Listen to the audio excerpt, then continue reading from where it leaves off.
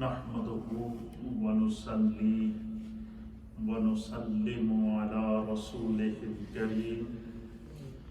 أما بعد فأعوذ بالله من الشيطان الرجيم بسم الله الرحمن الرحيم قل لا أسألكم عليه أجرا إلا المودة في القربى صدق الله مولانا العظيم وصدق رسوله النبي الأمين الكريم الصلاة والسلام عليك يا سيدي يا رسول الله وعلى آلك وأصحابك يا سيدي يا حبيب الله الصلاة والسلام عليك يا سيدي يا رسول الله وعلى آلك وأصحابك يا سيدي يا رحمة للعالمين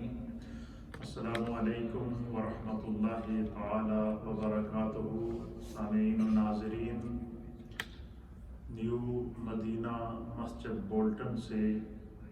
ہماری ہفتہ وار مجلس ذکر و دعا اور درس و تدریس اور پیغام دین و تبلیغ کا ایک خوبصورت سلسلہ جاری و ساری ہے، جو ریڈیو کے ذریعے اور سوشل میڈیا کے ذریعے بالخصوص ہماری نیو مدینہ مسجد سے ملحق جتنے بھی نمازی ہیں ان کے گھروں کے اوپر براہ راست ریڈیو کے ذریعے سنا جا رہا ہے، اور فیس بک کے ذریعے، یوٹیوب کے ذریعے اور دیگر جو سوشل میڈیا کے آج کے دور کے ذرائع ہیں ان کے ذریعے پوری دنیا میں ہمارا یہ پروگرام، ہماری یہ محفل ہر منڈے کو اللہ کے فضل و کرم سے جاری و ساری ہوتی ہے، اور ہم اللہ تعالیٰ کے اس انعام کے اوپر، اس کے اس کرم کے اوپر اس کی بارگاہ میں سجدہ شکر بجا لاتے ہیں کہ اس نے ہمیں دین کی تبلیغ کے لیے، دین کے پیغام کے لیے، قرآن و حدیث کے دروس کے لیے، سننے اور سنانے کے لیے منتخب کیا ہے۔ آپ جتنے خواتین و احباب اس وقت مجھے دیکھ اور سن رہے ہیں، آج کی جو ہماری مجلس ہے یہ بڑی خصوصی مجلس ہے، اور ان مجالس کے دوران جن جن پاکان امت کے ایام آتے ہیں تو ہم ان کا تذکرہ، ان کی تعلیمات اور ان کے افکار کو بیان کرتے ہیں، اور ان کی زندگیوں کی جو خوبصورت لمحات ہوتے ہیں ان کو بیان کرنے کے بعد ان کی زندگیوں سے سبق حاصل کر کے اپنی زندگیوں کو ان کی زندگیوں کے مطابق ڈھالنے کی کوشش کرتے ہیں۔ خدا ہمیں اس کوشش میں کامیابی عطا فرمائے۔ رجب المرجب کے بابرکت مہینے میں جہاں اور کمالات ہیں، عظمتیں ہیں، معجزات ہیں، عطائیں ہیں، وہاں پر مختلف پاکان امت کے ایام آتے ہیں۔ جس طرح کہ آپ نے 13 رجب المرجب کو مولا کائنات تاجدار حق عطا حضرت علی المرتضیٰ کرم اللہ وجہہ الکریم کا یوم پیدائش کے موقع پر ہماری اس نیو مدینہ مسجد سے خصوصی نشریات کا آغاز کیا گیا، جو آپ حضرات نے اپنے گھروں میں بھی سنی اور سوشل میڈیا پر بھی دیکھی ہیں۔ اللہ اسے اپنی بارگاہ میں قبول اور منظور فرمائے۔ حضرت مولا کائنات کی اولاد میں سے آپ کے پر پوتے جناب امام الائمہ، سراج الامہ، امام معرفت، یوسف جمال، صادق مقال، امام الائمہ حضرت سیدنا امام جعفر الصادق رضی اللہ تعالی عنہ کا یوم بھی 15 رجب المرجب کو پوری دنیا میں جو اہل اسلام موجود ہیں وہ پوری محبت کے ساتھ اس دن کو اہتمام کرتے ہیں۔ تو آج کا ہمارا یہ پروگرام خصوصی محفل یہ برائے ایصال ثواب حضرت سیدنا امام الائمہ سراج الامہ امام اہل بیت حضرت سیدنا امام جعفر صادق رضی اللہ تعالیٰ عنہ کی حیات، آپ کی خدمات، آپ کے افکار، آپ کی تعلیمات اور آپ کے سوانح تعارف کے اوپر مشتمل ہوگا۔ دیکھیں آج روئے زمین کے اوپر جو علم موجود ہے، دینی شعور موجود ہے، لوگوں کو دین کی تعلیمات مل رہی ہیں، یہ ہمارے ان پاکان امت کی کوششوں اور ان کا فیضان ہے۔ اور اس میں سے ایک سب سے بڑا نام امام جعفر صادق رضی اللہ تعالیٰ عنہ کا ہے۔ امام جعفر صادق رضی اللہ تعالیٰ عنہ کی علمی مقام کا اور ان کے خاندانی نسب کی طرف تو میں آتا ہوں، لیکن پہلے آپ ان کا علمی مقام سن لیں کہ آج جس شخصیت کا ہم تذکرہ کر رہے ہیں حضرت سیدنا امام جعفر صادق رضی اللہ تعالیٰ عنہ، ان کے علمی مقام کا، ان کے علمی مرتبے کا اندازہ آپ اس بات سے لگا سکتے ہیں کہ امام جعفر صادق رضی اللہ تعالیٰ عنہ کے جو تلامذہ تھے، جو آپ کے شاگرد تھے، جنہوں نے آپ کے سامنے زانو تلمذ طے کر کے جو ہے وہ علم حاصل کیا ہے، ان آپ کے شاگردوں میں سے ایک نام امام الائمہ سراج الامہ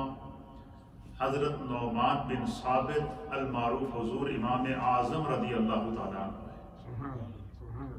امام اعظم ابو حنیفہ رضی اللہ تعالیٰ عنہ آپ امام جعفر صادق کے شاگرد ہیں۔ امام مدینہ امام الائمہ حضرت امام مالک رضی اللہ تعالیٰ عنہ یہ بھی امام جعفر صادق کے شاگرد ہیں۔ حضرت امام سفیان ثوری، یہ سارے وہ ائمہ ہیں جو تابعین میں سے، اور جنہوں نے دین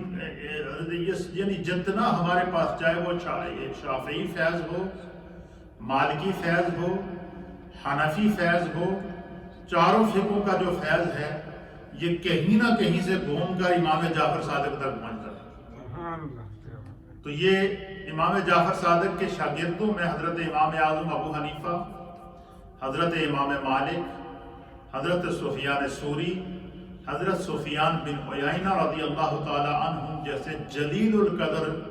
اصحاب علم و فضل نے حضرت امام جعفر صادق رضی اللہ تعالی عنہ سے علم حاصل کیا تھا۔ امام جعفر صادق رضی اللہ تعالی عنہ کو جو خاندانی وجاہت ملی تھی، جو خاندانی نسب اور نسبت ملا تھا، اس کو آپ سنیں گے تو آپ کا ایمان تازہ ہو جائے گا۔ سب سے پہلے میں ان کا خاندانی نسب بیان کرتا ہوں، ددھیال کی طرف سے اور ننہال کی طرف سے۔ دونوں جو نسبتیں امام جعفر صادق کے اندر خاندانی نسب کی پائی جا رہی ہیں، اس میں آپ ائمہ اہل بیت میں منفرد ہیں۔ اللہ تعالیٰ نے آپ کو ایسی نسبتیں عطا فرمائی تھی، اور نہ صرف وہ نسبتیں تھیں بلکہ ان نسبتوں کی جتنی برکتیں تھیں وہ اللہ تعالیٰ نے امام جعفر صادق کو عطا فرمائی تھی۔ اس کی سب سے بڑا فیض آپ دیکھیں کہ ہم یہ جو 5 وقت کی نماز پڑھتے ہیں، 5 وقت کی جو ہم نماز جماعت کے ساتھ ادا کرتے ہیں، تو ہم جو نماز ادا کرتے ہیں اس کو طریقہ حنفیہ کہتے ہیں، یہ نماز حنفی ہے۔ امام اعظم ابو حنیفہ رضی اللہ تعالیٰ عنہ کے جو ہے وہ طریقے کے اوپر ہم نماز ادا کرتے ہیں۔ تو طریقہ حنفیہ جو ہم تک پہنچا ہے اور جس کے مطابق ہم نماز ادا کرتے ہیں، امام اعظم ابو حنیفہ کو پڑھانے والے، امام اعظم ابو حنیفہ کے فقہ کے استاد، امام اعظم ابو حنیفہ کے حدیث کے استاد، امام اعظم ابو حنیفہ کے تفسیر کے استاد، امام اعظم ابو حنیفہ کے معرفت کے استاد، امام اعظم ابو حنیفہ کی تربیت کے استاد جو ہے وہ امام جعفر صادق ہیں، جنہوں نے براہ راست ان کو پڑھایا ہے۔ اور وہ امام اعظم ابو حنیفہ کہ جب مسائل کے اوپر تحری کرتے ہیں تو آپ فرماتے ہیں جب مجھے کسی مسئلے میں دشواری پیش آتی تو صرف مجھے اپنے استادوں کی طرف، اپنے اساتذہ کی طرف جو ہے وہ تصور لے جا کر آنکھیں بند کرنے کی دیری ہوتی تھی، اللہ تعالیٰ اس مسئلے کا حل میرے سینے میں القاء کر دیتا تھا، اس مسئلے کا حل میرے سینے میں آ جاتا تھا۔ کیوں کہ ان کو جن شخصیات نے علم اور فیض دیا تھا، انہوں نے صرف امام اعظم ابو حنیفہ کو علم اور فیض کا مقتدا اور امام ہی نہ بنایا تھا، بلکہ ان کے پشت پناہ بھی رہے ہیں، اور ان کے اوپر ان کی نظر کرم بھی تھی، اور ہر موقع پر ان کی حمایت اور ان کی سپورٹ کرتے رہے اور ان پر نظر کرم رکھتے رہے۔ تو حضرت امام جعفر رضی اللہ تعالیٰ عنہ کا نام النامی، اسم گرامی، آپ کا نام جعفر تھا۔ کیا نام تھا؟ جعفر، جیم عین فا اور را، جعفر آپ کا نام تھا۔ اور ابو عبداللہ آپ کی کنیت تھی، اور صادق آپ کا لقب تھا۔ جعفر نام، ابو عبداللہ کنیت، اور صادق آپ کا لقب تھا۔ اور یہ صادق آپ کا لقب کیوں تھا یہ بھی میں آگے چل کے آپ کو بتاؤں گا، آپ کا ایمان تازہ ہو جائے گا۔ لیکن سب سے پہلے میں ان کا خاندانی نسب آپ کے جب کربلا کے معرکے کے اندر یزیدی فوجوں کے ظلم و ستم سے خاندان نبوت کا جو ہے وہ قتل عام کیا گیا، امام علی مقام امام حسین رضی اللہ تعالیٰ عنہ نے اپنے خاندان کے 20 افراد کو کربلا میں قربان کیا، تو اس اہل بیت اطہار کے خیمے کے اندر ایک نوجوان بچہ جس کی عمر تقریباً کوئی 13 سال تھی، وہ شدید بخار کے عالم میں تھا اور اتنی تکلیف تھی کہ وہ کھڑے نہیں ہو سکتے تھے۔ اس بیٹے کا نام جو امام حسین رضی اللہ تعالیٰ عنہ کے عظیم فرزند ارجمند نور نظر تھے، ان کا نام حضرت علی بن حسین حضرت امام زین العابدین تھا۔ امام زین العابدین سے آگے اللہ تعالیٰ نے امام حسین کی اولاد چلائی۔ کربلا کے معرکے کے بعد امام زین العابدین سے آگے ان کی اولاد چلی ہے، امام علی مقام امام حسین رضی اللہ تعالیٰ عنہ کی، اور امام حسین کے بیٹے تھے حضرت زین العابدین۔ امام زین العابدین کے بیٹے تھے امام باقر، امام محمد باقر، اور امام باقر کے بیٹے تھے امام جعفر صادق۔ یعنی آپ اندازہ لگائیں کہ آپ حضرت علی المرتضیٰ امیر المؤمنین خلیفۃ المسلمین جناب حیدر کرار تاجدار حل عطا مولا مشکل کشا کے پر پوتے تھے۔ سلسلہ نسب آپ کا جو اہل سیر نے لکھا ہے، طبقات ابن سعد کے اندر بھی لکھا گیا ہے، اور اسی طریقے سے علامہ ابن اسیر جزری نے بھی لکھا ہے، تہذیب التہذیب کے اندر بھی ہے، تہذیب الاسماء کے اندر بھی ہے، اور یہ مختلف تاریخ الخلفاء کے اندر بھی ہے، اور دیگر جو ہے وہ تاریخ ائمہ دین متین کے اندر بھی ہے، اور تاریخ ائمہ اہل بیت کے اندر بھی آپ کا سلسلہ نسب اہل سیر نے لکھا ہے کہ امام جعفر صادق رضی اللہ تعالیٰ عنہ کا سلسلہ نسب یہ تھا کہ جعفر، امام جعفر بن امام محمد باقر بن امام زین العابدین بن امام حسین بن جناب سیدنا علی المرتضیٰ حیدر کرار رضی اللہ تعالیٰ عنہ۔ تو اس طرح دو واسطوں کے بعد امام جعفر صادق کا سلسلہ نسب جا کر حضرت مولا کائنات کے اندر مل جاتا تھا۔ اور امام جعفر صادق کو صادق اس لیے کہتے ہیں کہ آپ کا ددحال تو حضرت علی سے جا کر ملتا ہے ایک واسطے کے، دو واسطوں کے بعد، اور آپ کا ننحال دو واسطوں کے بعد جا کر سیدنا صدیق اکبر سے ملتا ہے۔ سبحان اللہ، سبحان اللہ۔ حضرت صدیق اکبر کی نواسی، جس طرح پر پوتے تھے آپ حضرت علی کے پر پوتے تھے، اس طرح امام جعفر صادق صدیق اکبر کے پر نواسے تھے۔ اس کی میں آپ کو آپ کی جو والدہ ماجدہ تھی ان کا نام تھا ام فروہ۔ امام جعفر کی والدہ ماجدہ کے کیا نام تھا؟ ام فروہ۔ اور ام فروہ کا جو والد تھے ان کا نام تھا حضرت امام قاسم۔ امام قاسم کے جو والد تھے وہ تھے حضرت محمد بن ابی عبد الرحمن، اور عبد الرحمن کے جو والد تھے جو حضرت ابوبکر صدیق، یعنی حضرت ابوبکر صدیق کے بیٹے عبد الرحمن کے بیٹے جو ہے وہ محمد بن عبد الرحمن کی بیٹی تھی آپ حضرت ام فروہ رضی اللہ تعالی عنہ۔ تو حضرت ام فروہ یہ حضرت صدیق اکبر کی نواسی تھی۔ تو آپ صدیق اکبر آپ کے نانا، نسب کے اعتبار سے صدیق اکبر آپ کے نانا، اور ددہان کے اعتبار سے مولائے کائنات آپ کے دادا۔ اور علماء اور محدثین نے لکھا ہے کہ حضرت سیدنا امام جعفر صادق رضی اللہ تعالیٰ عنہ کے اندر ننہالی نسبتوں اور ددیالی نسبتوں کا اتنا بڑا فیض تھا۔ آپ مجھے بتائیں کہ وہ مولائے کائنات جن کے بارے میں میرے آقا نے فرمایا کہ انا مدینۃ العلم وعلی بابھا، کہ میں علم کا شہر ہوں اور علی اس کے دروازہ ہیں۔ حضور نے فرمایا کہ انا دار الحکمت وعلی بابھا، میں حکمت کا جو ہے وہ گھر ہوں اور علی اس کے دروازہ ہیں۔ حضور نبی علیہ السلام نے فرمایا سرکار کہ من کنت مولا فہذا علی مولا ہو، کہ جس کا میں مصطفیٰ مولا ہوں اس کے علی مولا ہیں۔ تو سیدنا علی المرتضیٰ جن کو حضور نے علم کے شہر کا دروازہ قرار دیا، حضرت مولائے کائنات کے علم کے، روحانیت کے، نسب کے اور خون کی وراثت حضرت امام جعفر صادق کے اندر، آپ کے عمل کے اندر بھی پائی جاتی تھی، آپ کی تعلیمات کے اندر بھی پائی جاتی تھی، آپ کی صورت کے اندر بھی پائی جاتی تھی، آپ کی سیرت کے اندر بھی پائی جاتی تھی، آپ کے افکار کے اندر بھی پائی جاتی تھی۔ حضرت امام جعفر صادق رضی اللہ تعالیٰ عنہ کے بارے میں مشہور ہے کہ آپ اتنے خوبصورت تھے، اتنے خوبصورت تھے کہ آپ کو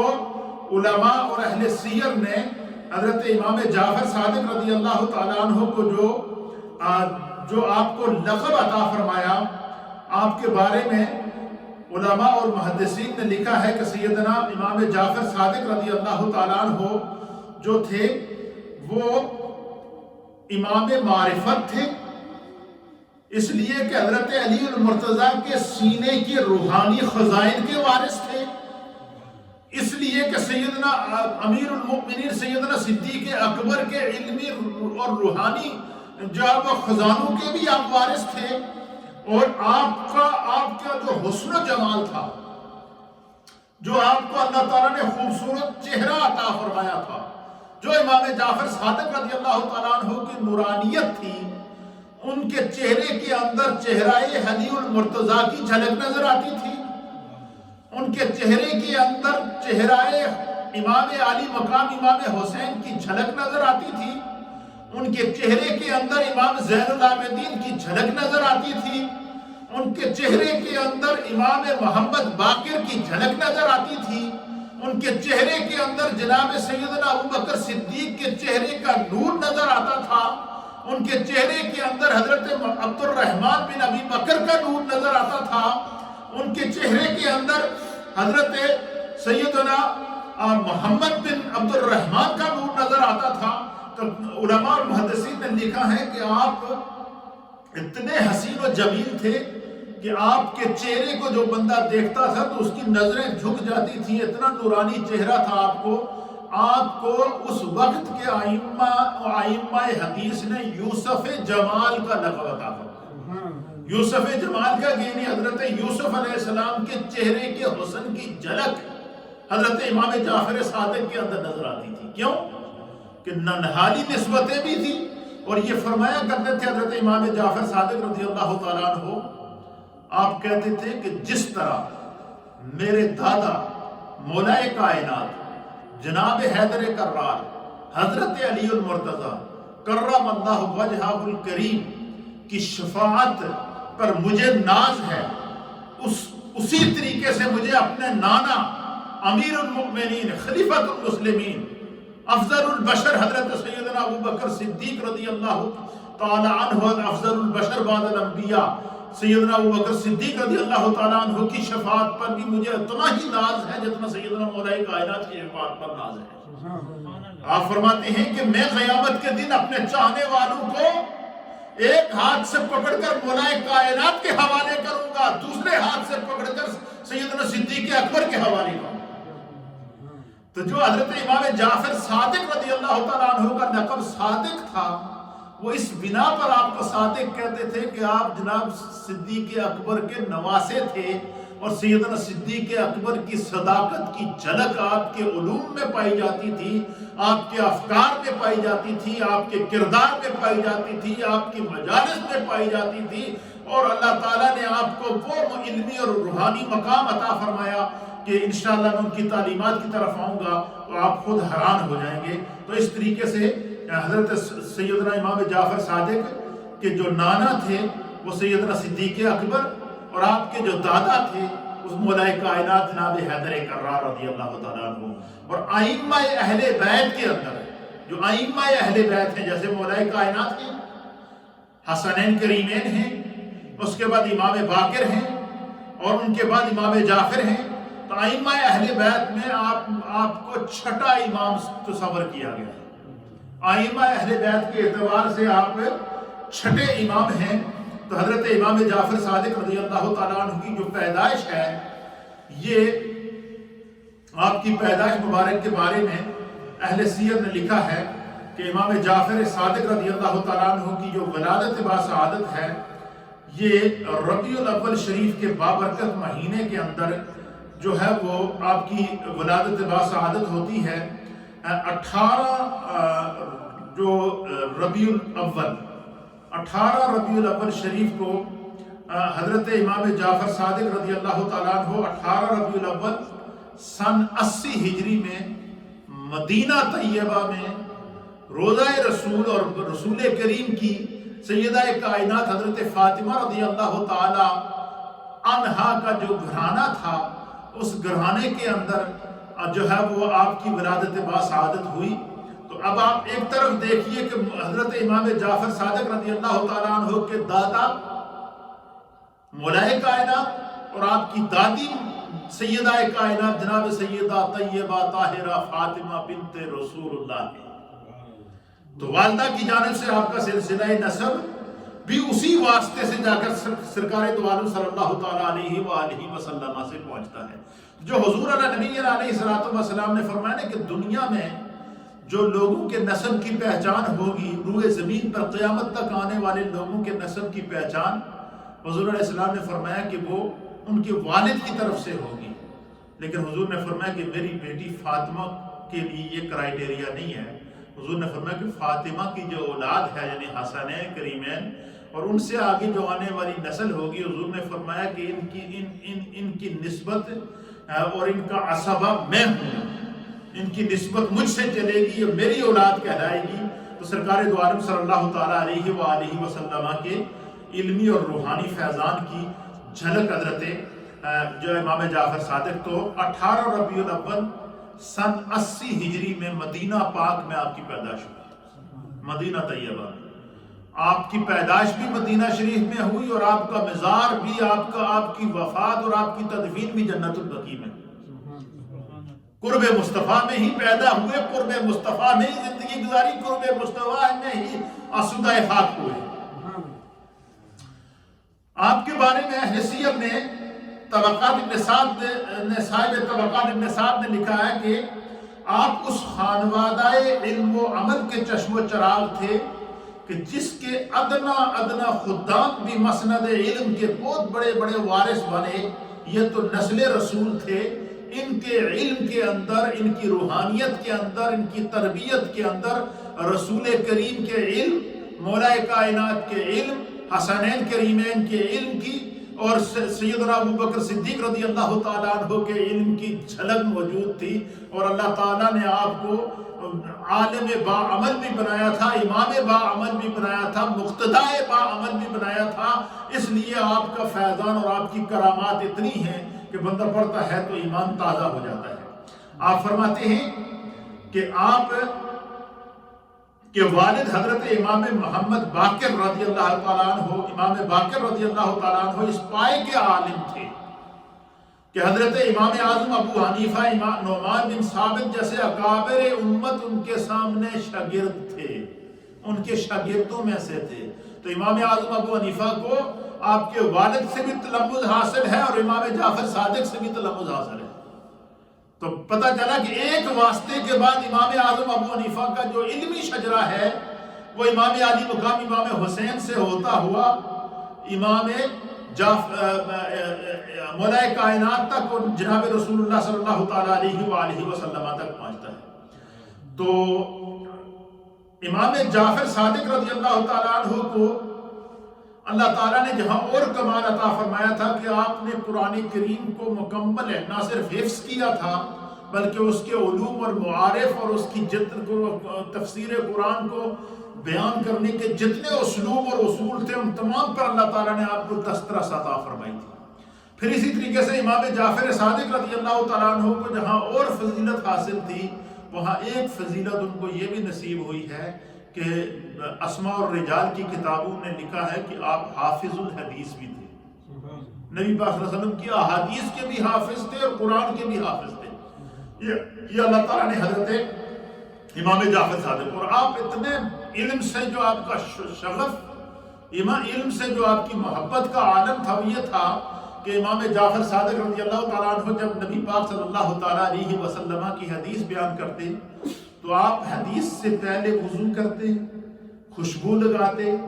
اچھے کپڑے پہنتے، باادب ہو کر نبی پاک کی حدیث کو بیان کرتے، اور پھر جو آپ کے سامنے آپ کے شاگرد حضرات بیٹھے ہوتے تھے وہ ان کے اوپر اس کا اس طرح اثر ہوتا تھا کہ جس طرح کہ گویا کہ کسی نے ان کو گھول کر پلایا ہو۔ اب آپ اندازہ لگائیں کہ جن کے شاگردوں میں امام اعظم ابو حنیفہ جیسے شاگرد ہوں تو ان کی اپنی علمی وجاہت کا کون اندازہ لگا سکتا ہے۔ یہ جو ہم تک آج نمازیں ہیں، فقہ ہے، اصول ہے، حدیث ہے، اصول فقہ ہے، اصول حدیث ہے، تفسیر ہے، اصول تفسیر ہے، یہی وہ ہمارے اکابرین امت ہیں کہ جنہوں نے دین کی بھی حفاظت کی۔ اب آپ اندازہ لگائیں کہ ایک واسطے کے بعد امام جعفر صادق رضی اللہ تعالیٰ عنہ کے سامنے سانحہ کربلا موجود ہے، ایک واسطے کے بعد سانحہ کربلا موجود ہے۔ امام زین العابدین جو آپ کے دادا جان تھے، امام زین العابدین رضی اللہ تعالیٰ عنہ کا آپ نے دیدار بھی کیا، تو آپ اور امام زین العابدین خود کربلا کے اندر شریک تھے۔ تو ایک طرف کربلا کا وہ یزید اور یزیدی فوجوں کا وہ ظلم و ستم اور خاندان اہل بیت کے پر کیا جانے والا وہ سارا ظلم و ستم آپ کے سامنے موجود، دکھوں کی وہ ساری داستانیں آپ کے سامنے موجود، ظلم کے وہ سارے ضابطے آپ کے سامنے موجود، اس کے باوجود آپ کا جو علمی کمال تھا کہ قرآن کے بھی ہے حافظ، علوم قرآن کے بھی حافظ، حدیث کے بھی حافظ، علوم حدیث کے بھی حافظ، اپنے شاگردوں میں امام اعظم ابو حنیفہ اور سفیان ثوری جیسے ائمہ کو تیار کرتے ہیں جن کا نام سن کر جو ہے وہ دنیا کے سامنے دین اس طرح آشکارا ہو جاتا ہے۔ امام اعظم ابو حنیفہ بیان کرتے ہیں کہ جب مجھے کسی مسئلے میں دشواری پیش آتی تو صرف اپنے اساتذہ کی طرف نظر کر کے صرف آنکھیں بند کرتا تھا، اللہ میرے سینے میں وہ علم لکھا کر دیتا تھا۔ آپ لکھتے ہیں کہ میں نے نماز کے مسائل کے اوپر لکھ رہا تھا، امام اعظم ابو حنیفہ کہتے ہیں کہ میں لکھ رہا تھا تو میرے سامنے مسئلہ آیا تکبیر تحریمہ کا۔ فرماتے ہیں کہ تکبیر تحریمہ کے مسئلے کے اوپر میں لکھ رہا تھا تو میرے سامنے نبی پاک صلی اللہ تعالیٰ علیہ وآلہ وسلم کی 3 حدیثیں آئی ہیں۔ ایک حدیث میں حضور نبی علیہ السلام نے فرمایا کہ تکبیر تحریمہ کہتے وقت ہاتھوں کو کندھوں تک اٹھاؤ۔ دوسری حدیث میں آپ نے فرمایا کہ تکبیر تحریمہ کہتے وقت ہاتھوں کو کانوں تک اٹھاؤ، اور تیسری حدیث میں آپ نے فرمایا کہ تکبیر تحریمہ کہتے وقت ہاتھوں کو سر تک اٹھاؤ۔ امام اعظم ابو حنیفہ کہتے ہیں مسئلہ ایک ہے، اور اس ایک مسئلے کے مطابق سرکار دو عالم صلی اللہ علیہ وسلم کی 3 حدیثیں تھیں. میرے لیے یہ فیصلہ کرنا مشکل تھا کہ میں ان میں سے کون سی حدیث کو اپناؤں اور کون سی حدیث کو چھوڑوں. جس طرح کہ امام شافعی رضی اللہ تعالیٰ عنہ نے بیان کیا کہ تکبیر تحریمہ کہتے ہیں کہ ہاتھوں کو کندھوں تک اٹھاؤ، تو وہ کندھوں والی حدیث کو دلیل بنا دیتے ہیں. اسی طریقے سے بعض ائمہ کے نزدیک ہاتھوں کو سر تک اٹھانا، وہ سر والی حدیث پیش کرتے ہیں. لیکن امام اعظم ابو حنیفہ کہتے ہیں کہ میرا دل یہ کہتا تھا کہ نماز بھی ہو، تکبیر تحریمہ بھی ہو، سرکار کی کوئی حدیث مجھ سے رہ نہ جائے. کیوں؟ اس حدیث کا نور انہوں نے امام جعفر صادق سے سیکھا تھا، اس حدیث کا نور انہوں نے امام محمد باقر سے سیکھا تھا، اس حدیث کے نور کے اندر فیضان تھا جناب امام زین العابدین کا، اس علم امام ابو حنیفہ رضی اللہ تعالیٰ عنہ کے اندر علمی روحانی فیض تھا جناب امام الائمہ اور حضرت سیدنا امام علی مقام امام حسین رضی اللہ تعالیٰ عنہ کا، اس کے اندر علمی فیض تھا جناب سیدنا مولا کائنات علی المرتضی امیر المؤمنین حیدر کرار رضی اللہ تعالیٰ عنہ کا. آپ فرماتے ہیں کہ میں سوچ رہا تھا کہ میں کیسے نبی پاک کی کون سی حدیث کو چھوڑوں اور کون سی کو اپناؤں. کہتے ہیں کہ میں نے اپنی آنکھیں بند کی اور اپنے تصور کو اپنے استاد کی بارگاہ میں لے گیا، امام جعفر صادق کی بارگاہ میں لے گیا، امام محمد بن باقر کی بارگاہ میں لے گیا، اور اپنے آپ کو رسول اللہ کے حوالے کر دیا کہ یا رسول اللہ آپ ہی کا دین لکھ رہا ہوں، اور ایک مسئلے کے مطابق 3 حدیثیں آ گئی ہیں، میں کیا کروں. امام اعظم ابو حنیفہ کہتے ہیں کہ بس میں نے آنکھیں بند کرنی تھیں، اللہ تعالیٰ نے اس مسئلے کا حل میرے سینے میں القاء کر دیا. پھر لکھتے ہیں کہ اللہ نے میرے سینے میں کیا ڈالا. اب یہ دیکھیں کہ پاکان امت کی کس طرح رہنمائی ہو رہی ہے، ائمہ دین متین کی کس طرح رہنمائی ہو رہی ہے، کس طرح ارک ریزی کر کے انہوں نے اسلام کو اور دین کو ہم تک پہنچایا ہے. ہمیں تو پکی پکائی پلیٹ میں ملا ہے کھانے کے لیے، ہم پھر بھی نہیں کھا رہے، ہم پھر بھی اس کے لیے نخرے کر رہے ہیں، ہم پھر بھی نمازیں پڑھنے میں سستیاں کر رہے ہیں، ہمیں پھر بھی قرآن پڑھنے میں سستیاں ہو رہی ہیں. تو ان لوگوں نے اپنی رگوں کا خون نچوڑ کر ورقائے کرتاس قلم اور کرتاس کے ذریعے امت تک پہنچایا ہے، اور قیامت تک امت کی رہنمائی ہو رہی ہے، جس میں امام جعفر صادق رضی اللہ تعالیٰ عنہ جیسے جلیل القدر ائمہ کا جب ان کے رگوں کا خون، ان کے دماغ کی سوچوں کا خون اور ان کے سینوں کے اندر موجود راز ہمارے سامنے علم کی صورت میں اور روحانیت کی صورت میں موجود ہیں. امام اعظم ابو حنیفہ کہتے ہیں میرے دل میں اللہ نے ڈالا. تو آپ لکھتے ہیں کہ تکبیر تحریمہ کہتے وقت ہاتھوں کو اس طرح کر کے کانوں تک لے جاؤ، اور ہاتھ جب اس طرح آپ تکبیر تحریمہ کہیں گے، آپ فرماتے ہیں کہ ہاتھ کا یہ جو نیچے والا حصہ ہے یہ کندھے کے برابر ہو جائے گا، مڈل والا حصہ کان کے برابر ہو جائے گا، اوپر والا حصہ سر کے برابر ہو جائے گا. آپ فرماتے ہیں کہ ایک وقت میں نبی پاک صلی اللہ علیہ وسلم کے ایک عمل سے حضور کی 3 حدیثوں پر عمل ہو جائے گا. یہ امام اعظم ابو حنیفہ کی ارکریزی کا اور ان کے علم کی سوچ کا اور ان کی فقہ کا یہ عالم ہے. تو جنہوں نے ان سے علم حاصل کیا ہے ان کی فقاہت کا کون اندازہ لگا سکتا ہے، ان کی عظمت کا کون اندازہ لگا سکتا ہے. تو حضرت امام جعفر صادق رضی اللہ تعالیٰ عنہ حافظ الحدیث بھی تھے، حافظ قرآن بھی تھے، علوم قرآن کے بھی حافظ تھے اور علوم حدیث کے بھی حافظ تھے. اور آپ فرماتے ہیں کہ علماء انبیاء کے علم کے امین ہیں. حضرت امام جعفر صادق کہتے ہیں کہ علماء انبیاء کے علم کے امین ہیں جب تک کہ وہ سلاطین کی آستان بوسی نہ کریں. فرمایا کہ اگر کوئی عالم کسی بادشاہ کے در پہ جائے، اگر کوئی عالم کسی بادشاہ کے در پہ آپ کو ہاتھ پھیلاتا ہوا یا چاپلوسی کرتا ہوا نظر آئے، فرمایا اس کے علم پر اعتبار نہ کرنا. امام جعفر صادق آپ کو بڑی بڑی مشکلات کا سامنا کرنا پڑا، آگے میں بیان کروں گا آپ حیران ہو جائیں گے. تو کہتے ہیں کہ علماء انبیاء کے علم کے وارث ہیں، اور فرمایا کہ جب تک علماء دین بیان کرتے رہیں گے خدا ان کی حفاظت کرتا رہے. اور کہتے ہیں کہ جو عالم اپنے آپ کو دین سے وابستہ کر لیتا ہے اور اپنے فوکس کو دین کے اوپر رکھتا ہے، فرمایا اللہ تعالیٰ اس کی غیر سے ایسی مدد کرتا ہے کہ اس کو پتہ ہی نہیں ہوتا، اس کا انتظام خدا چلا رہا ہوتا ہے، کیونکہ وہ دین کی خدمت کر رہا ہوتا ہے. فرمایا اس کی دنیا کو اللہ اس کے پیچھے لگا دیتا ہے، تو اس کے لیے جتنے بھی ضروریات ہوتی ہیں آپ فرماتی ہیں کہ خدا بند قدوس اس کے لیے انتظام کرتا ہے۔ پھر آپ فرماتے ہیں، آپ کے اقوال کے اندر آپ فرماتے ہیں کہ کہتے ہیں کہ اخلاق، علم، حکمت، پند اور معیزت، فرمایا کہ یہ پند و نصیحت اور معیزت، فرمایا کہ یہ وہ انسانیت کے زیور ہیں کہ جس انسان کے اندر اس کا اخلاق بھی اچھا ہو، اس کو علم بھی ہو، وہ نیک بھی ہو، وہ سنت اور سیرت کا پابند بھی ہو، فرمایا کہ اسے خدا دنیا میں بھی عزت عطا فرماتا ہے اور آخرت میں بھی عزت عطا فرماتا ہے۔ پھر آپ فرماتے ہیں، آپ نے ایک مرتبہ اپنے شاگرد حضرت امام سفیان ثوری رضی اللہ تعالیٰ عنہ رحمہ اللہ تعالیٰ کو مخاطب کر کے آپ نے فرمایا کہ سفیان، جب خدا تم کو کوئی نعمت عطا کرے تو اس کو ہمیشہ باقی رکھنا۔ اور کیسے باقی رکھنا اس کا نتیجہ بتا دیا کہ اللہ تعالیٰ جب تمہیں کوئی نعمت عطا کرے تو اس کو ہمیشہ باقی رکھنا، چاہو تو زیادہ، فرمایا کہ اگر یہ تم چاہو کہ تمہیں خدا نے جو تمہیں نعمت دی ہے وہ ہمیشہ تیرے پاس دنیا میں بھی رہے اور آخرت میں بھی تمہیں اس کا اجر ملتا رہے، تو فرمایا کہ جیسے ہی اللہ تمہیں کوئی نعمت عطا فرمائے تو خدا کا شکر ادا کیا۔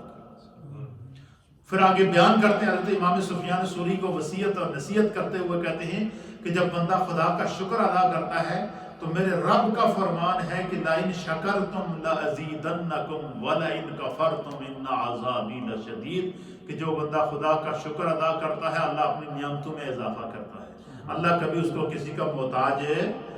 نہیں فرماتا۔ پھر آپ فرماتے ہیں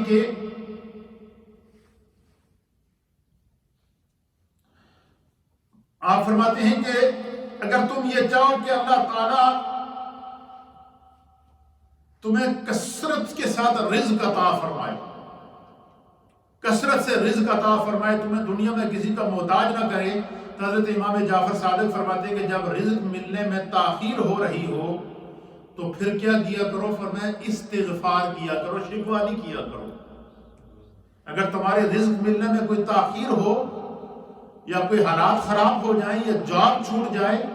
تو فرمایا کہ امام جعفر صادق کہتے ہیں کہ تم یہ سوچو کہ تم سے کوئی ایسی بات ہوئی ہے کہ اللہ تعالیٰ نے تم سے جو ہے وہ تمہیں تنبیہ کی ہے، تو لہذا فرمایا کہ اگر تم بے روزگار ہو جاؤ یا ہاتھ تنگ ہو جائے تو کیا کیا کرو؟ کثرت سے استغفار کیا کرو۔ فرمایا جو بندہ کثرت سے استغفار کرتا ہے تو آپ فرماتے ہیں میرے رب کا فیصلہ ہے۔ آپ دیکھیے نصیحت بندے کو کر رہے ہیں، اس کے اوپر دلیل قرآن سے دے رہے ہیں۔ آپ فرماتے ہیں کہ سورہ نوح میں اللہ نے فرمایا کہ استغفروا ربکم انہ کان غفارا۔ فرمایا اللہ فرماتا ہے کہ اپنے رب کی بارگاہ میں کثرت سے استغفار کیا کرو۔ فرمایا جو اللہ کی بارگاہ میں استغفار کرتا ہے انہ کان غفارا، بے شک اللہ تعالیٰ کو وہ جو ہے وہ توبہ کو قبول کرنے والا پائے گا۔ اور فرمایا کہ جب بندہ کثرت سے استغفار کرتا ہے، کیا فرمایا کہ اگر رزق کم ہو جائے تو کیا کرو؟ کثرت سے استغفار کرو۔ فرمایا کہ جب بندہ کثرت سے استغفار کرتا تو کیا ہوتا ہے؟ یرسل السماء علیکم مدرارا، اللہ تعالیٰ آسمان سے تمہارے لیے جو ہے وہ رزق نازل کر دے گا، بارش کی صورت میں، پھلوں کی صورت میں، خوراک کی صورت میں، فصلوں کی صورت میں اللہ تعالیٰ غیب سے تمہارے لیے رزق کا اہتمام کرے گا۔ تو فرماتے ہیں کہ جب بھی کسی کو کوئی ہاتھ تنگ ہو، کسی کی جاب چھوٹ جائے یا کسی کو یہ کو ان کے حالات ہر وقت، آدمی کے حالات ہر وقت ایک جیسے نہیں رہتے، جب کوئی مسئلہ ہو تو امام جعفر صادق کہتے ہیں کہ یہ میرا تجربہ ہے کہ بندہ بس استغفار چلتے پھرتے اٹھتے بیٹھتے پڑھتا رہے، استغفر اللہ ربی من کل ذنب واتوب الیہ، استغفر اللہ ربی من کل ذنب واتوب الیہ، استغفر اللہ ربی من کل ذنب واتوب الیہ۔ فرمایا بندہ جتنا کثرت سے استغفار کرے گا اللہ رب العالمین اس کے رزق کے اندر اضافہ بھی کرے گا اور اس کے لیے جو وہ وہاں سے رزق پیدا کرے گا جہاں سے اس کو وہم و گمان کے اندر بھی نہیں ہوگا۔ پھر فرماتے ہیں کہ آپ حضرت امام سفیان ثوری کو وصیت کرتے ہیں، کیا وصیت کرتے ہیں؟ آپ کو وصیت کرتے ہیں کہ جو شخص اپنی قسمت کے حصہ پر قناعت کرتا ہے، اس کا معنی کیا ہے کہ جو کچھ مل گیا اس پر خدا کا شکر ہے، کم ملا یا زیادہ ملا، تھوڑا ملا یا زیادہ ملا، اچھی جاب ملی یا نہ ملی، جاب تھی تو کوئی آزمائش آ گئی تو چھوٹ گئی، پھر اسی طریقے سے اللہ نے بیٹھے بٹھائے اقتدار دے دیا، اختیار دے دیا، ملک کا نظم و نسق دے دیا۔ فرمایا حضرت امام جعفر صادق کہتے ہیں کہ انسان اپنی قسمت پر قناعت کرے، کیا کرے؟ بھروسہ کر لے کہ اللہ اسی حال میں مجھ سے خوش ہے، وہ چاہتا ہے کہ میں اس حال میں رہوں، اگر وہ اس حال میں بھی خوش ہے تو یہ سودا مہنگا نہیں ہے، کیونکہ وہ ذات ہے کہ جو پتھر کے اندر کیڑے کو بھی رزق دے رہی ہے، میں تو اس کا بشر ہوں۔ اللہ اکبر۔ فرماتے ہیں کہ اپنی قسمت کے حصہ پر قناعت جو شخص کرتا ہے وہ کیا ہوتا ہے؟ فرمایا وہ مستغنی رہتا ہے۔ کیا مطلب ہے؟ کہ خدا اس کو کسی کا محتاج نہیں کرتا۔ جو بندہ اپنی قسمت پر راضی ہو کہ جس حال میں خدا نے رکھا ہے میں خوش ہوں، فَإِذَا عَزَمْتَ فَتَوَكَّلْ عَلَى اللَّهِ،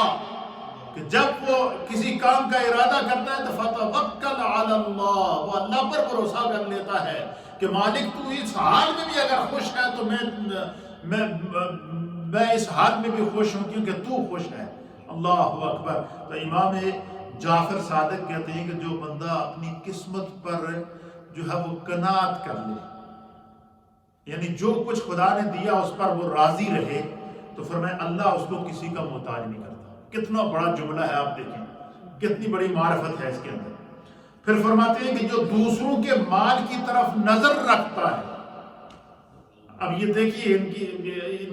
پاکان امت کی نظر دیکھیے، فرمایا جو دوسروں کے مال پر نظر رکھتا ہے خدا اس کو فقیر بنا دیتا، وہ کبھی غنی نہیں ہوتا، ساری زندگی منگتا ہی رہتا ہے۔ فرمایا جو دوسروں کے مال پر نظر رکھتا ہے خدا اس کو منگتا ہی رکھتا ہے، اور جس کو کچھ نہ ہوتے ہوئے بھی کہتا ہے کہ میرا رب مجھے اس حال میں بھی راضی ہے، میں اللہ تعالیٰ اس حال میں بھی خوش ہوں، چاہے تھوڑا رزق مل رہا ہے یا زیادہ مل رہا ہے میں خوش ہوں، کیونکہ میرا رب نے میرے بارے میں اتنا ہی لکھا تھا۔ فرمایا اللہ اس کو کسی کا محتاج نہیں کرتا۔ لیکن جو دوسروں کے مال پر نظر رکھتا ہے، دوسروں کی دولت پر نظر رکھتا ہے، فرمایا کہ خدا بندے قدوس اس سے نظر اٹھا لیتا ہے، پھر وہ منگتا ہی رہتا ہے، فقیر ہی رہتا ہے، پھر فرمایا وہ مرتے دم تک اسی حال میں رہتا ہے۔ اور فرمایا کہ جو بندہ اللہ کی تقسیم پر راضی ہو جائے خدا اسے دنیا میں بھی عزت دیتا ہے، مرتے وقت بھی عزت دیتا ہے، آخرت میں بھی عزت دیتا ہے۔ یہ امام جعفر صادق رضی اللہ تعالیٰ عنہ کی تعلیمات ہیں۔ پھر آگے جا کر آپ فرماتے ہیں کہ جو شخص خدا کی تقسیم پر راضی نہیں ہوتا وہ خدا کے اس فیصلے کو چیلنج کرتا ہے جو اللہ نے اس کے حق میں کیا ہے۔ فرمایا جب بندہ خدا کو چیلنج کرتا ہے ضرور اس کی بدبختی آنا شروع ہو جاتی ہے۔ کتنی بڑی معرفت ہے جملے کے اندر، یہ ہے پاکان امت کی تعلیمات۔ پھر آپ فرماتے ہیں کہ مختلف نصیحتیں فرماتے ہوئے آپ فرماتے ہیں آپ کی مجلس میں لوگ ہر وقت بیٹھے رہتے تھے تو آپ ان کو فرماتے تھے کہ جب تم میں سے کسی بھی شخص سے کوئی گناہ سرزد ہو جائے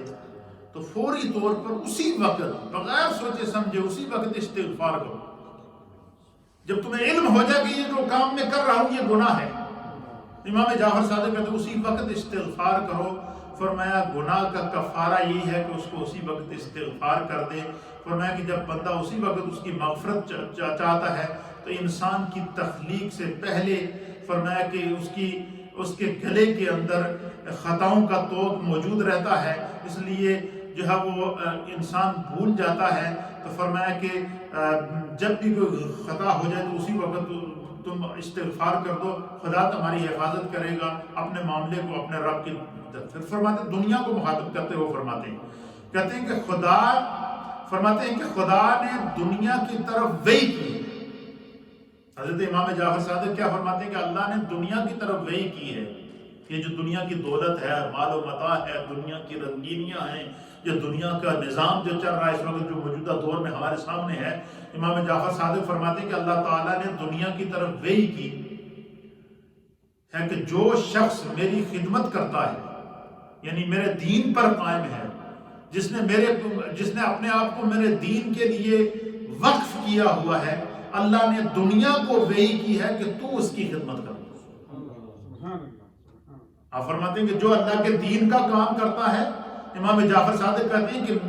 یہ میرا تجربہ ہے کہ میں نے کبھی اس کو جو ہے وہ کسی کا محتاج نہیں دیکھا، میں نے کبھی اس کو جو ہے وہ کسی مفلسی کی حالت میں نہیں دیکھا۔ فرمایا جو خدا کے دین کا کام کرتا ہے اس کے پیچھے دنیا کس طرح آتی ہے؟ امام جعفر صادق کہتے ہیں کہ اللہ نے دنیا کو وحی کی کہ جو میرے دین کا کام کرے تو اس کی خدمت کرنا، اور فرمایا کہ جو تو اس کی خدمت کرنا اور جو تیری خدمت کرتا ہے تو اس کو تھکا دینا۔ اب مجھے بتائیں نا، یہ جو دنیا کے قرآن کریم میں بھی یہ جو امام جعفر صادق کا قول ہے، یہ کوئی اس طرح کا قول نہیں ہے، قرآن میں بھی اس طرح ہے، الہاکم التکاثر حتی زرتم المقابر کلا سوف تعلمون ثم کلا سوف تعلمون،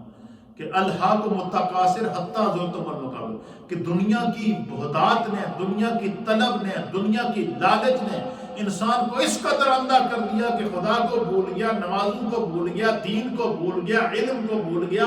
مجلسوں کو بھول گیا، ذکر کو بھول گیا، دنیا کمانے کے اندر لگا ہوا ہے، نمازوں کی پرواہ نہیں ہے، پوری رات ڈیوٹیاں ٹیکسیوں پہ ہم کر لیں گے، پورا دن ہم ٹیکسیوں پہ اور ٹیک وے کے اوپر ڈیوٹیاں کر لیں گے، لیکن کبھی ہمیں یہ خیال نہیں آیا کہ بھئی ہمارے بارے میں دن میں 5 وقت کی نمازیں بھی اللہ نے ہم پر فرض کی۔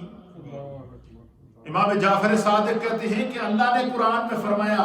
کہ وہ لوگ جو دنیا کے پیچھے پڑ جاتے ہیں حتی زرتم المقابر، وہ قبر تک پھر دنیا ہی تلاش کرتے رہتے ہیں، وہ دنیا۔ اور کیا فرمایا، کہتے ہیں کہ اللہ تعالیٰ نے دنیا کو وحی کی کہ جو میرا بندہ دین کے کاموں میں لگا ہے، جو میرا بندہ اپنے آپ کو اللہ کے لیے اور اس کے رسول کے لیے وقف کیے ہوئے ہے، اللہ نے دنیا سے کہا کہ تو اس کی خدمت کرنا، تو اس کے پیچھے لگ جانا، تو اس کے پیچھے لگ جانا، اور فرمایا کہ جو تیری خدمت میں لگا ہے بس صرف پیسہ پیسہ پیسہ پیسہ، نہ نماز، نہ روزہ، نہ حج، نہ زکوٰۃ، نہ صدقہ، نہ کسی چیز کی پرواہ۔ اور بندہ کہے کہ میں دنیا کا جو بل گیٹ بننا چاہتا ہوں، بڑا امیر آدمی بننا چاہتا ہوں، تو امام جعفر صادق کہتے ہیں اللہ نے دنیا سے کہا کہ پھر اس نو تھکا دے، ایک پہاڑ نظر آئے سامنے جگہ، وہ سامنے دوسرا ہے، اس کی طرف جا گیا، اس کے چکر میں جائے گا، فرمایا تیسرا ہے، تیسرے پہ جائے گا، پتہ چلا آگے قبر ہے۔ آپ فرماتے ہیں کہ جو اللہ کے دین کی خدمت میں لگا، اللہ نے دنیا کو وحی کی ہے کہ تو اس کے پیچھے لگ جا، خدا اس کے لیے غیب سے مدد کرے گا، اللہ اس کے لیے سارے انتظامات کرے گا، وہ اپنے آپ کو خدا کے اوپر چھوڑ دے۔ اور فرمایا کہ جو دنیا کے اندر اتنا کھو گیا کہ اس نے احکام دین کو بھی چھوڑ دیا، تو فرمایا پھر دنیا اس کو تھکا دے گی۔ پھر آپ فرماتے ہیں اچھے کاموں کے شرائط کیا ہے؟ امام جعفر صادق کی تعلیمات بندہ پڑھتا ہے، اب یقین کریں بس بندہ کھو جاتا ہے ان کے اندر۔ آپ فرماتے ہیں کہ بغیر 3 باتوں کے بغیر 3 باتوں کے عمل صالح مکمل نہیں ہوتا۔ کہتے ہیں ہر انسان کو 3 چیزوں کا خیال رکھنا چاہیے تاکہ اس کی نیکی مکمل ہو جائے، تاکہ اس کی نیکی اللہ کی بارگاہ میں بھی قبول ہو جائے، اس کو اس کی نیکی کی جزا بھی مل جائے۔ اور وہ 3 باتیں کیا تھی؟ آپ فرماتے ہیں کہ جب تم اسے کرو تو جب بھی تم کوئی نیک کام کرو، جب بھی کوئی کام کرو تو اسے اپنی طرف سے چھوٹا سمجھو، عاجزی سمجھو، یہ کہو کہ یہ میرا کمال نہیں ہے، یہ میرے رب کا شکر ہے کہ اس نے مجھے اس طرف لگایا ہے۔ حتیٰ کہ یہاں تک کہتے ہیں کہ جب نماز پڑھو فارغ ہو جاؤ تو کہو کہ یا بارے الہ تیرا لاکھ لاکھ شکر ہے، تو نے مجھے توفیق دی ہے کہ میں نے نماز پڑھی ہے۔ یہ نہ لوگوں کو کہو کہ میں بہت بڑا نمازی ہوں اور لوگوں کے سامنے اپنی نیکیاں گنتی کرتے نہ پھرو۔ فرمایا کہ جو بھی نیکی کا کام کرو، جو بھی کام کرو، اس کو اتنی عاجزی سے کرو، اتنی عاجزی سے کرو کہ آپ سمجھو اس نیکی کے سامنے اپنے آپ کو چھوٹا سمجھو، اپنے آپ کو نیکی سے بڑا نہ سمجھو۔ فرمایا جو اپنے آپ کو نیکی کے سامنے جھکا دیتا ہے، اپنے آپ کو نیکی کے سامنے لے آتا ہے، تو حضرت امام جعفر صادق کہتے ہیں کہ جب تم اس کو چھپاؤ گے اور اس نیکی کے کام میں جلدی کرو، فرمایا جب تمہیں پتا چلے کہ یہ کام نیکی ہے، اس کو کرنے سے ثواب ملے گا تو پھر سوچو نہیں. کیوں؟ فرماتے ہیں میرے رب کا فیصلہ ہے کہ فاستبقوا الخیرات. اللہ فرماتا ہے کہ نیکی کے کاموں میں ایک دوسرے سے سبقت لے جایا کرو, ایک دوسرے سے بڑھ کے نیکی میں پہل کیا کرو. فرمایا کہ نیکی کر کے آپ عاجز بن جاؤ, نیکی کر کے اس کا احسان کسی کو نہ جتلاؤ. یا بندہ یہ کہے کہ میں نے جی آج اتنی نمازیں پڑھ لی ہیں, آج اتنے نوافل پڑھ لیے ہیں, آج اتنی تلاوت قرآن پڑھ لی ہے, محلے میں جناب لوگوں کو ستاتا پھرے. فرمایا نہیں, بات یہ خدا کا شکر ادا کرتا رہو گا, اللہ تو نے اس قابل سمجھا تو مجھے جو ہے یہ توفیق عطا فرمائی. فرمایا نیکی کر کے عاجزی کرو گے. فرمایا تم نیکی کے سامنے چھوٹا بنو گے. امام جعفر صادق کہتے ہیں خدا تمہیں دوسروں کے سامنے بڑا بنا دے گا. فرمایا جو نیکی کر کے چھوٹا بن جاتا ہے, خدا اس کی نیکی کی برکت سے اس کو جنت بھی عطا کرتا ہے, اس کے گناہ بھی معاف کرتا ہے, اور اللہ تعالیٰ اس کو دنیا کے سامنے بڑا بنا دیتا ہے. نیکی کرنے کے بعد عاجزی اختیار کرنے سے اللہ تعالیٰ اس کی عزت میں اضافہ کرتا ہے. پھر فرماتے ہیں کہ جب تم اس کو چھپاؤ گے, نیک کام کو چھپاؤ گے, اس وقت اس کی تکمیل ہوگی. سمجھ لو کہ وہ نیکی اللہ کی بارگاہ میں کمپلیٹ ہو گئی, مکمل ہو گئی ہے. اس حد تک اللہ پر بھروسہ رکھو. اور فرمایا کہ جب تم نیک کام میں جلدی کرو گے تو اللہ تعالیٰ کی طرف سے تمہیں ایک طمانینت قلب ملے گی, اور اس کے اندر اتنی برکتیں آئیں گی کہ تم سوچ بھی نہیں سکو گے کہ یہ خدا کی طرف سے کرم کہاں سے ہو رہا ہے. یہ دیکھیں کتنی بڑی. پھر فرماتے ہیں کہ جب تمہارے بھائی کی جانب سے تمہارے لیے کوئی ناپسندیدہ بات ظاہر ہو, یہ بڑی عام کام کی بات ہے. یہ بیماری ہم میں سے ہر ایک انسان کے اندر پائی جاتی ہے. امام جعفر صادق اپنے یہ نصیحتیں کس کو کر رہے ہیں؟ امام اعظم ابو حنیفہ کو کر رہے ہیں. یہ نصیحتیں کس کو کر رہے ہیں؟ امام سفیان ثوری کو کر رہے ہیں. یہ نصیحتیں کس کو کر رہے ہیں؟ حضرت سفیان بن عیینہ کو کر رہے ہیں. وہ جو زمانے کے امام ہیں, جن کے ہم مقلد ہیں, ان لوگوں کو یہ نصیحتیں کر رہے ہیں. کیا کر رہے ہیں؟ فرماتے ہیں کہ جب تمہارے بھائی کی جانب سے تمہارے لیے کوئی ناپسندیدہ بات ظاہر ہو, مثلا کسی نے اگر کہہ دیا کہ فلانا بندہ تھوڑے واسطے یہ گلا کرنا سی, تو آپ فرماتے ہیں کہ اس کی 70 تعویلیں کرو. کیا کرو؟ وہ تو کہنے والا تو یہ کہہ رہا ہے کہ تھوڑے خلاف یہ گلا ہو رہی ہے, لیکن آپ کہیں گے اس کا جو پازیٹیو معنی ہے وہ نہ کرو, نیگیٹو معنی نہ کرو. فرمایا اس نے جس نیت سے کیا ہو اللہ جانتا ہے, لیکن اگر جب آپ اس کے لیے, اسی لیے ہمارے پڑھ رہے تھے مشکات شریف, میرے استاد محترم حضرت استاد الحدیث حضرت علامہ جمیل احمد نعیمی مشکات شریف ان کے ساتھ پڑھ رہے تھے. اللہ تعالیٰ ان کی قبر پر کروڑوں رحمتیں نازل کریں. 6 مہینے پہلے ان کا انتقال ہوا. مجھے آج تک ان کا سبق یاد ہے جی. آپ سنیں گے آپ کا بھی ایمان تازہ. ہم مشکات شریف پڑھ رہے تھے تو ایک شخص آیا, تو وہ اگر استاد صاحب سے ملا تو ملنے کے بعد اس سے کہا جی کہ فلاں شخص آپ کے بارے میں یہ کہہ رہا تھا. اس شخص نے اگر استاد صاحب کو کیا کہا کہ فلاں شخص آپ کے بارے میں یہ بات کہہ رہا تھا, تو استاد صاحب نے آگے سے پتا اس کو کیا جواب دیا. آپ یقین کریں جی تقریباً 25 سال گزر گئے ہیں, مجھے آج تک وہ بات میں نے اپنے سینے تختی دل پر لکھی ہوئی ہے. اس شخص نے اگر میرے سامنے, میں استاد صاحب کے سامنے ہم بیٹھے ہوئے تھے, مشکات شریف پڑھ رہے تھے, تو اس نے کہا جی فلاں شخص حضرت آپ تھوڑے ہفتے یہ گلا کرتا سا. تو استاد صاحب نے اس کو کہا اس نے کی ہے یعنی کی ہے, تو نے تو میرے منہ پہ کر لی. کیا فرمایا؟ اس وہ گلاں کیتیاں یعنی کیتیاں, تو تے میرے منہ تے کردا پیا ہے. اب یہ دیکھیں یہ امام جعفر صادق کیا کہتے ہیں کہ اگر تمہارے کسی بھائی کی جانب سے کوئی ناپسندیدہ بات تمہیں پہنچے تو کیا کرو؟ فرمایا اس کی 70 تعویلیں تلاش کرو. تعویلیں تلاش کرنے کا کیا معنی ہے؟ اس دے پازیٹیو معنی کٹو, نیگیٹیو نہ کٹو. اس کو یہ بھی کہہ سکتے ہو سکتا ہے اس کی یہ مراد ہو سکتا ہے اس نے اس نظریے سے یہ بات کہی ہو سکتا ہے اس کے پیش نظر یہ بات ہوئی ہو. فرمایا 70 تعویلیں نکالو تاکہ اس کے خلاف اس نے تو بدگمانی کرنی تھی, کرتی تمہاری طرف سے اس کے لیے بدگمانی نہ ہو. فرمایا جب تمہاری طرف سے بدگمانی ہوگی تو تم میں اور اس میں کیا فرق رہا؟ یہ ہیں تعلیمات صوفیہ, اس کو کہتے ہیں.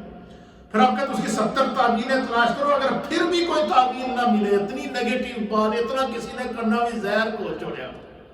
کہ کوئی سمجھ ہی نہیں آتی، تو پھر آپ فرماتے ہیں کہ پھر یہ گمان کر لیا کرو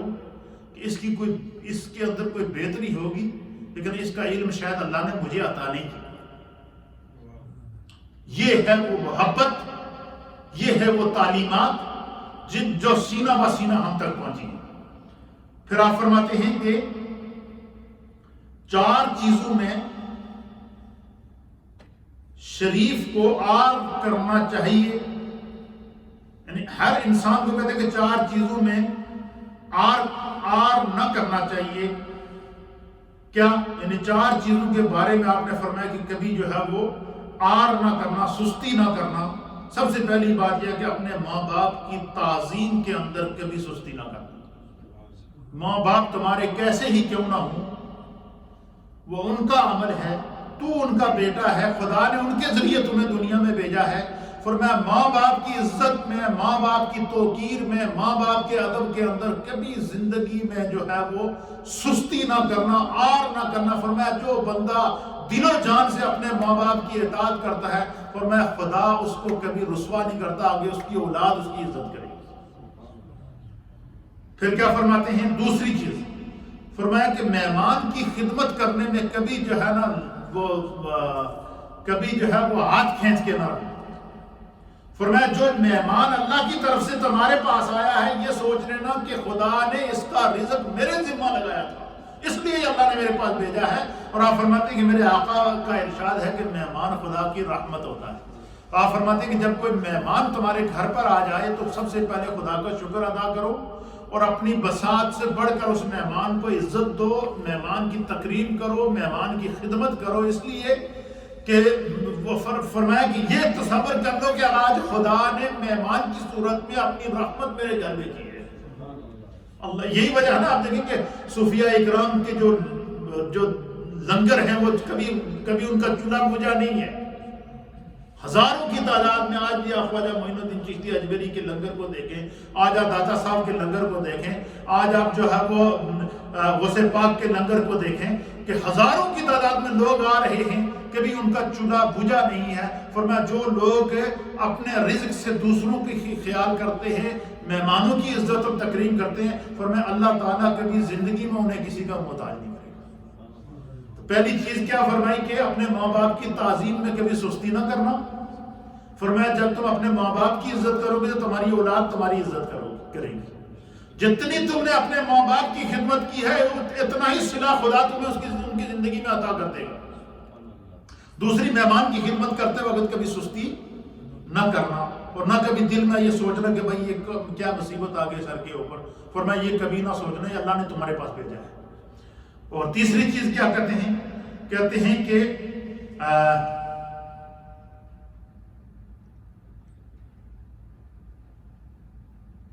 اپنے استاد کی خدمت کرنے میں کبھی بھی سستی نہ کرنا۔ اپنے استاد کی خدمت کرنے میں کبھی بھی سستی نہ کرنا۔ فرمایا جو شخص اپنے استاد کی خدمت کرتا ہے، اللہ اس کو علمی فیضان بھی عطا کرتا ہے، روحانی فیضان بھی عطا کرتا ہے، اس کی بخشش کا ذریعہ بھی بن جاتا ہے۔ خدا اسے دنیا میں بھی عزت عطا فرماتا ہے اور آخرت میں بھی عزت عطا فرماتا ہے۔ پھر فرماتے ہیں کہ جب دنیا کسی کے موافق ہوتی ہے تو دوسروں کی بھلائیاں بھی اسے دے دیتی ہے، اور جب منہ پھیر لیتی ہے تو خود بھی جو ہے وہ خود اس کو بھی اس کی خوبیاں بھی چھین لیتی ہے۔ اللہ اکبر۔ جب یہ اس جملے کے اندر دیکھیں کتنی بڑی بات، آخری 2 باتیں ہو اس جملے کے اندر کہتے ہیں کہ جب دنیا کسی کے حق میں ہو تو سب کچھ مل جاتا ہے، اور جب دنیا منہ پھیر لیتی ہے تو انسان کی اچھائیاں دیکھیں، کوئی بندہ اگر کسی عیب کے اندر پکڑا جائے، کسی گناہ کے اندر پکڑا جائے، لوگ نہیں دیکھتے کتنی نمازیں اتنے پڑھی ہیں، اور سب پانی پھر جاتا ہے۔ فرمایا کہ یہ کیا ہوتا ہے؟ آپ فرماتے ہیں کہ یہ خدا کی طرف سے پکڑ ہوتی ہے۔ اور پھر آپ فرماتے ہیں کہ جو ہے وہ انفاق فی سبیل اللہ اور فیاضی اور فیاضی، فرمایا کہ یہ اہل ایمان کا شعار ہونا چاہیے، اور یہ ہم اہل بیت اطہار کا سرحا حضرت جعفر صادق رضی اللہ تعالیٰ عنہ جو ہے وہ جو کچھ آتا تھا وہ اللہ کے راستے میں خرچ کر دیا کرتے تھے، اپنے پاس کبھی جمع نہیں کیا، جو کچھ ہے اللہ کے راستے میں خرچ کر دیا۔ تو یہ امام جعفر صادق رضی اللہ تعالیٰ عنہ کے جو ہے وہ عظمتیں اور رفعتیں تھیں۔ تو آپ کو صادق اس لیے کہتے تھے کہ آپ صدیق اکبر کے نواسے ہیں، اور آپ فقیہ اور عالم اس لیے ہیں کہ آپ مولا کائنات کے کیا ہیں؟ پوتے ہیں۔ کہ دونوں نسبتیں اللہ تعالیٰ نے حضرت امام جعفر صادق رضی اللہ تعالیٰ عنہ کے، ان کا مختصر سوانی ہی تعارف جو ہے یہ اہل معرفت نے اس طرح لکھا ہے۔ آپ بیان فرماتے ہیں کہ جو ہے وہ 15 رجب المرجب کو آپ کا جو ہے وہ یوم وصال ہے، اور جو آپ کا یوم وصال ہے اس کی تاریخ کے بارے میں لکھا کہ 15 رجب المرجب سن 61 ہجری، سن 149 ہجری، 15 رجب المرجب سن 149 ہجری میں آپ کا وصال ہے۔ اور حضرت امام جعفر صادق نے تقریباً 68 سال کی عمر پائی ہے، اور آپ کا مزار مبارک جنت البقیع کے اندر، مدینے میں پیدا ہوئے، مدینے ہی میں آپ دفن ہوئے۔ پھر حضرت امام جعفر صادق رضی اللہ تعالیٰ عنہ کو نصیحت کرتے ہیں۔ آپ فرماتے ہیں کہ مجھے خبر ملی ہے کہ عراق میں کچھ لوگ ایسے ہیں جو حضرت امیر المؤمنین سیدنا ابوبکر صدیق اور امیر المؤمنین سیدنا عمر فاروق رضی اللہ تعالیٰ عنہ پر تورع کرتے ہیں، ان کی توہین اور گستاخی کرتے ہیں، اور ہماری اہل بیت کی محبت کا نام لیتے ہیں۔ حضرت امام جعفر رضی اللہ تعالیٰ عنہ کہتے ہیں کہ انی الی اللہ منہم بریء، ہم ان لوگوں کی محبت سے بری ہیں جو اپنے دل میں صحابہ اکرام کی گستاخی رکھ کے گئے کہ ہم اہل بیت کے محب ہیں۔ فرمایا وہ اہل بیت کا محب ہو ہی نہیں سکتا جو نبی پاک کے صحابہ کا گستاخ۔ آپ یہ تعلیم دیتے ہیں اپنے چاہنے والوں کے کہ وہ اہل بیت کا محب ہو ہی نہیں سکتا جو نبی پاک کے صحابہ کا گستاخ ہو، اور فرماتے ہیں کہ ہم ان سے بری ہیں، اور جو گستاخی کرتا پھر کہتے ہیں کہ اللہ کی قسم، میرے رب کی قسم جس کے قبضہ قدرت میں میری جان ہے، اگر حاکم وقت ہوتا تو اگر میں حاکم وقت ہوتا تو ایسے لوگوں کو سزائے موت دے دیتا جو نبی کے صحابہ کو برا کہیں یا اہل بیت کو برا کہیں۔ اللہ اکبر۔ پھر آپ فرماتے ہیں حضرت امام جعفر صادق رضی اللہ تعالیٰ عنہ، آپ فرماتے ہیں کہ آپ کا ایک بڑا خاص وصف تھا، اور وہ وصف یہ تھا کہ آپ خلوت نشینی میں رہتے، آخری بات بالکل خلوت نشینی میں، گوشہ نشینی میں، جنگلوں میں، ویرانوں میں، ایسی جگہ چھپ کر عبادت کرتے تھے، دکھاوے سے اپنے آپ کو پاک رکھتے تھے۔ تو کسی نے اس وقت کا جو خلیفہ تھا اس کا نام تھا ابو جعفر منصور، جو خلیفہ منصور جو ہے وہ بڑا ہی ایک ظالم اور سفاک قسم کا خلیفہ تھا۔ کسی نے ان سے کہہ دیا جی کہ آپ کی خلافت کے اندر یہ جو ہے وہ امام جعفر صادق ہیں، اور وہ جو ہے وہ کسی بادشاہ کے پاس نہیں جاتے، نہ کسی بادشاہ کا نذرانہ قبول کرتے ہیں، تو جو آپ کے خلاف باتیں بھی کرتے ہیں، اس طرح جیسا کہ کسی نے اس کے کان بھر لیے۔ تو اس نے ان سے کہا جی کہ وہ اس کو اتنا بھڑکایا کہ اس امام جو خلیفہ منصور تھا اس نے اعلان کیا کہ بھائی بندے بھیجے، سپاہی بھیجے کہ امام جعفر صادق کو پکڑ کے لاؤ اور اس کو جو ہے وہ لے کر آؤ، اور وہ اس کو قتل کر دیا امام جعفر صادق کو۔ تو وہ جب گئے وہاں، وہ پہلے تو اس کے وزراء نے اس کو منع کیا کہ وہ امام وقت ہیں اور آپ اس طرح نہ کریں، آپ کے لیے اچھا نہیں ہوگا۔ تو اس نے کہا نہیں میں بادشاہ ہوں، ان کو بلا کے لاؤ۔ وہ بندہ گیا، اس نے کہا جی کہ آپ کو خلیفہ وقت نے بلایا ہے۔ تو ادھر سے آپ نے جناب وہ خلیفہ منصور نے لوگ تیار کر لیے کہ جیسے ہی اس نے کہا کہ میں تاج پہن کے تخت پر بیٹھوں گا، اور جیسے ہی جعفر صادق میرے سامنے آئیں گے تو میں جب اپنے سر سے تاج اتاروں گا تو میری طرف سے یہ اشارہ ہوگا کہ تم امام جعفر صادق کو قتل کر دو۔ اس قدر وہ ظالم اور سفاک بادشاہ تھا۔ وہ گئے تو انہوں نے جا کر ان سے کہا جی کہ آپ کو بادشاہ وقت نے بلایا ہے، خلیفے نے بلایا ہے، خلیفہ منصور نے آپ کو بلایا ہے۔ تو امام جعفر صادق اٹھ کر آ گئے، اور جیسے ہی وہ سامنے آئے نا، اب جس کے چہرے میں چہرہ علی نظر آ رہا ہو، جس کی جرت میں شجاعت مولا کائنات ہو، جس کی جرت کے اندر کربلا کے امام علی مقام امام حسین کا خون موجود ہو، وہ کسی بادشاہ سے کیا مرعوب ہو سکتا تھا؟ اور جن کا چہرہ جو ہے وہ اولیاء کاملین اور صحابہ اکرام کی عملی تصویر ہو، تو تو جب منصور بادشاہ نے امام جعفر صادق کو بلایا، ادھر سے اس کے جو جلاد تھے وہ تیار بیٹھے ہوئے تھے، تو جیسے ہی امام جعفر صادق سامنے آئے نا، اللہ نے فرمایا الا ان اولیاء اللہ لا خوف علیہم ولا هم یحزنون، کہ اللہ کے ولیوں کو نہ کوئی خوف ہوتا ہے اور نہ وہ غمگین ہوتے ہیں۔ تو جیسے ہی امام جعفر صادق سامنے آئے نا، تو وہ بادشاہ جو تخت کے اوپر بڑے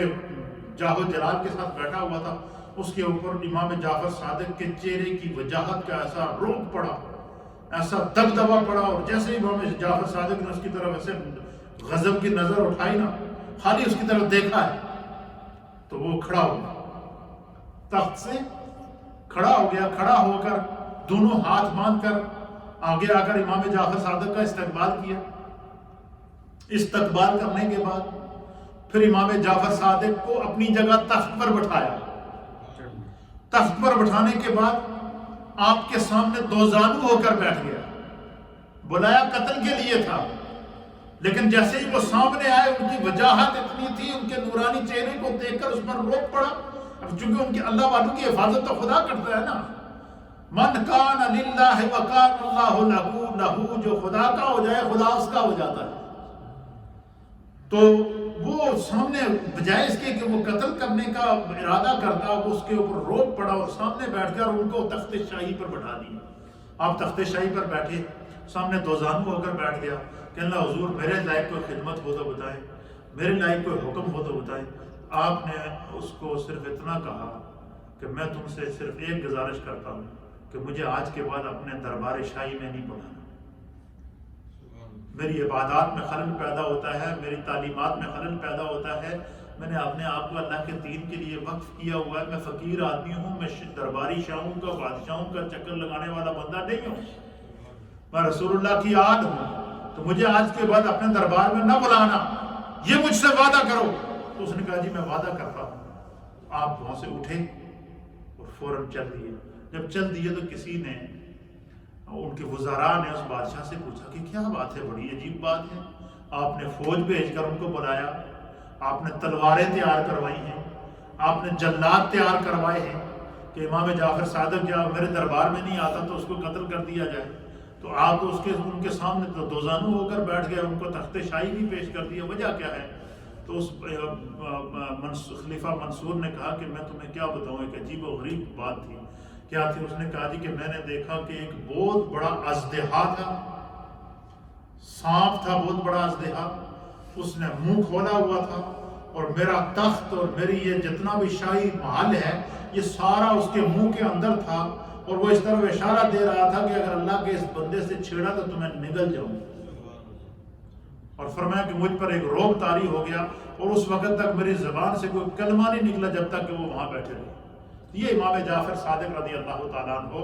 ان ائمہ اہل بیت میں سے ہیں کہ جن کا تعلیمی فیض بھی ہے، جن کا علمی فیض بھی ہے، جن کا روحانی فیض بھی ہے، جن کے اندر جو ہے وہ ددیالی رشتے میں مولا کائنات ان کے دادا ہیں، اور ننیالی رشتے میں حضرت سیدنا ابوبکر صدیق ان کے نانا ہیں، اور آپ فرمایا کرتے تھے کہ قیامت کے دن مجھے دونوں نسبتوں پر فخر ہے، جس طرح میں مولا کائنات کی شفاعت پر ناز کرتا ہوں، اسی طرح میں صدیق اکبر کی شفاعت پر ناز کرتا ہوں۔ اللہ تعالیٰ ان پاکان امت کے تذکروں کی برکت سے خداوند قدوس ہماری بخشش اور مغفرت فرمائے۔